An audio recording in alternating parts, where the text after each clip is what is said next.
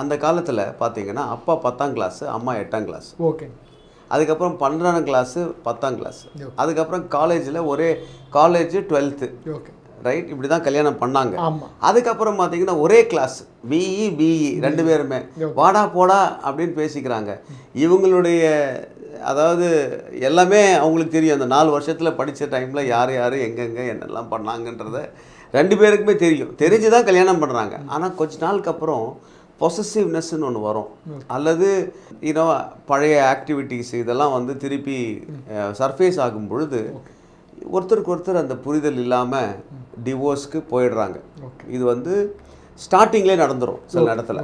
அதாவது முடியல நான் போகிறேன் அப்படின்ற மாதிரி. ஏன்னா ஈக்குவலி இப்போ பார்த்தீங்கன்னா எல்லாருக்கும் வந்து ஃபினான்ஷியலி இண்டிபெண்ட், ரைட்? 2 பேருமே வேலை செய்கிறாங்க. அந்த காலத்தில் women were actually depend on the husbands. இப்போ அப்படி கிடையாது. பிகாஸ் 2 பேருக்குமே வந்து வேலை இருக்குது, 2 பேரும் எஜுகேட்டடு. அதனால் they can choose their own பாத்ன்ற மாதிரி வந்துடுச்சு.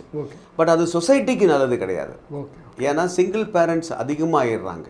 பார்த்தீங்கன்னா 2வது இதில் அஃபெக்ட் பண்ணுறது யார் அப்படின்னா சில்ட்ரன் தான் அஃபெக்ட் ஆவாங்க.